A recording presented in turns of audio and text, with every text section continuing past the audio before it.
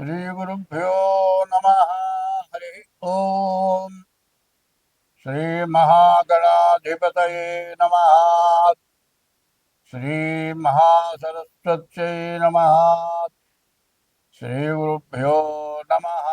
हरि ओम। वंदे शम्भुममापतिं सुरगुरुं वंदे जगत्कारणम् वंदे पन्नगभूषणं मृगधरं वंदे पशूनां पतिम् वंदे सूर्यशशाङ्कवक्ष्निनयनं वंदे मुकुन्दप्रियं वंदे भक्तजनाश्रयं च वरदं वंदे शिवं शङ्करं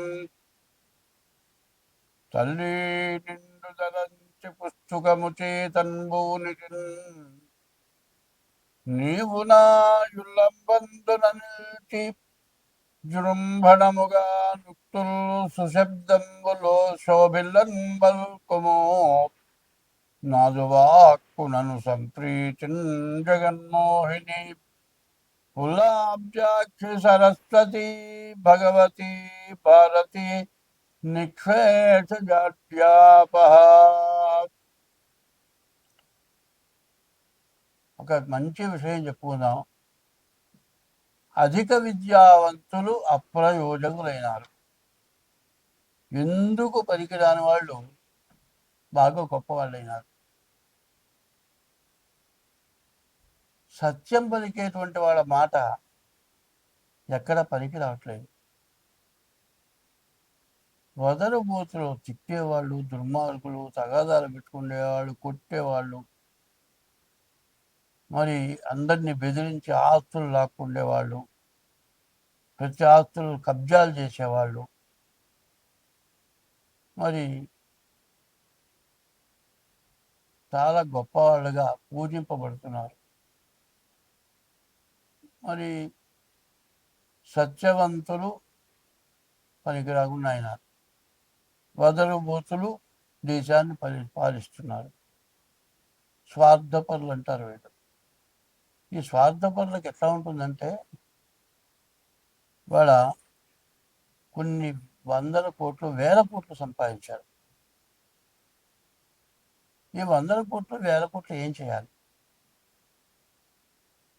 ఈ వందల కోట్లలో, వేల కోట్లలో ఆలోచిస్తే ఒక్క షర్ట్ ఉందండి, తొడుకుల చొక్కా, అది ₹1,00,000 చొక్కాట, 5 లక్షల రూపాయల ప్యాంటు, పెట్టుకునే వాచ్ వచ్చాడు ₹1,00,000. అసలు ఇది ఏమిటి? దేనికి ఎందుకు ఖర్చు పెడుతున్నాం? అదే సవ్యంగా సంపాదించిన డబ్బులైతే ఇట్లా పెట్టుకుంటాం. వాచ్ అని ఇప్పుడు గడియారం ఉందండి, మరి 200-300 పెడితే కరెక్ట్ అయిన వాచ్ వస్తుంది. అదైనా టైం చూపించేదే, ఇదైనా టైం చూపించేది. మరి గొప్పగా ఉండటం కోసమని ఇట్లాంటివి చేయటం ఎక్కువ అవుతుంది. మరి ఇట్లాంటి వాటి వల్ల వచ్చే ప్రయోజనం ఏమిటి? ఒకళ్ళకంటే ఒకళ్ళు ఎక్కువ చేయాలి. ఒకప్పుడు మరి జయలలిత కొడుకు పెళ్ళకి బంగారపు శుభలేఖ అందరికీ పంచింది.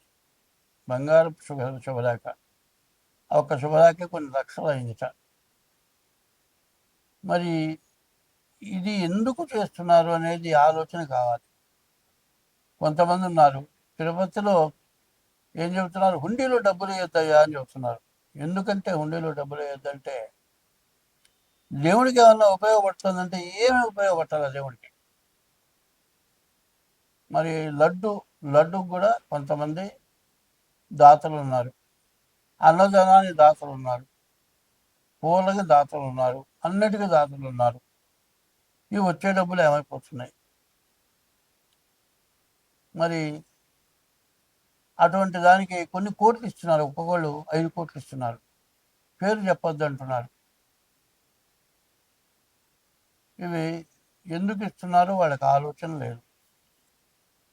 పుణ్యం వచ్చేవి కొన్ని ఉన్నాయి, పాపం వచ్చేవి కొన్ని ఉన్నాయి. దానాలు ఒకటి రోడ్డు మీద నిల్చుంటాడయా, నా దగ్గర 90 రూపాయలు ఉన్నాయండి, ఒక్క 10 రూపాయలు ఇవ్వండి, నేను హోటల్లో భోంచేస్తానంటాడు. ప్రతివాడిని అది అడుగుతాడు. కానీ నిజంగా పాపం 10 రూపాయలు తక్కువ ఇందేమని మనం ఇస్తాం. ఇట్లా ప్రతి వాళ్ళని 10 రూపాయలు అడుగుతాడు, పోగు చేసుకుంటాడు, ఇంటికి వెళ్తాడు. ఈ లోపల బ్రాందీ షాప్ పోతాడు, ఫుల్గా తాగుతాడు, ఇంటికి వెళ్తాడు, పిల్లల్ని తాగొడతాడు, కోడి తెలియకుండా పడిపోతాడు. దానం ఏమో అట్లాంటి వాళ్ళు చేస్తే దానం అట్లా అవుతుంది. మరి ఉండకూడని చోట దానం చేస్తే, దేవాలయాలకు దానం చేస్తే ఇట్లా పోతుంది. పోనీ తల్లిదండ్రులకు ఏమైనా అన్నం పెడుతున్నారా? పెట్టట్లేదు. తల్లిదండ్రులు ఇంట్లో ఉండటానికి భార్యాభర్తలు ఇష్టపడటలేదు. తల్లిదండ్రులనేమో బజారుపాలు చేస్తున్నారు. కొంతమంది ఏం చేస్తున్నారు, పెళ్లి చేసుకున్న తర్వాత భార్యతో పాటు కొన్నాళ్ళు కలిసి ఉన్న తర్వాత 2-3 పిల్లలు పుట్టిన తర్వాత ఆమె శక్తి ఉడిగిపోతుంది. ఎందుకంటే ఒక సంతానం కలిగేటప్పటికే మరి వయసులో ఉన్నటువంటి శక్తి తగ్గిపోతుంది. ఆమె వర్చస్సు తగ్గుతుంది, కళ తగ్గుతుంది. ఈమె బాగాలేదు, ఇంకో దానితో పోతాడు. ఈ పిల్లాన్ని వదిలిపెడతాడు, ఈ పిల్లలను వదిలిపెడతాడు. వాడు పోతాడు, ఇంకో దాంతో తిరుగుతాడు. చివరిలో దాన్ని పెళ్లి చేసుకుంటాడు.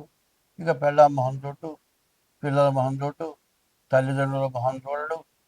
చివరికి ఈ పిల్ల తల్లిదండ్రులు ఏం చేస్తారు, చూస్తారు. వీడి పిల్లల్ని వీడి తల్లిదండ్రులకు ఒప్పచెప్పేసి ఈ పిల్లల్ని తీసుకెళ్ళి వేరే పెళ్లి చేస్తారు.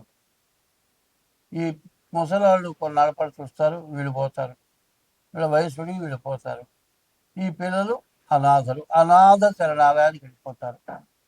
కొంతమంది ముసలివాళ్ళు వృద్ధాశ్రమాలకి అనాథ శరణాలయానికి వస్తున్నారు. మరి ఈ పనులు ఎందుకు చేస్తున్నారు? తర్వాత చేసుకున్న భార్య మధ్యలో వదిలేశావు, కొత్త దాంతో పోయినావు. నీ సంపాదన చూస్తుంది, నీ సంపాదన కోసం వచ్చింది అది. ఎందుకంటే నీ దగ్గర డబ్బులు మొత్తం ఉంచుకుంటుంది. ఇంకా నీ దగ్గర ఏమీ లేదన్నప్పుడు నిన్ను వదిలేసి ఇంకోటితో వెళ్ళిపోతుంది.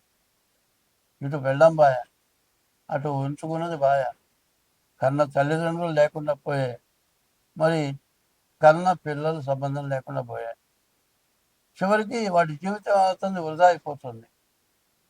మానవుడి జీవితానికి ఏది కావాలని తెలియదు.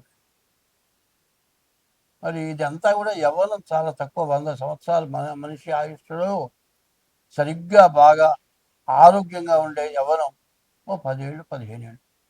ఈ 15 ఏళ్ళ లోపల చేయరాని పనులన్నీ చేసి జీవితాలు నాశనం చేసుకొని వాళ్ళు బజారున పడి అందరినీ బజారున పెట్టి ఇవాళ మన వివాహ వ్యవస్థ ఇక వద్దు, నాకు పెళ్ళి వద్దు అనేటువంటి ఆడపిల్లలు, నాకు పెళ్ళి వద్దు అనేటువంటి మగపిల్లలు తయారైపోయినారు. దీనివల్ల మన భారతదేశం పూర్తిగా పాడైపోయే పరిస్థితి వచ్చింది. దీనివల్ల విపరీతమైన పాపం వచ్చింది. తల్లిదండ్రుల్ని కానీ భార్యని హింసిస్తే ఆ పాపం దేశానికి కొడుతుంది. కాబట్టి దీనివల్ల అందరం నష్టపడుతున్నాం. దీన్ని జాగ్రత్త పడాల్సిన అవసరం చాలా ఉంది. స్వస్తి. 10వ రాశి మకర రాశి. ఈ మకర రాశికి ఏలినాటి శని అయిపోయింది. ఈ ఏలినాటి శని అయిపోయింది కదా అనుకుంటే కుజుడు బాగాలేడు.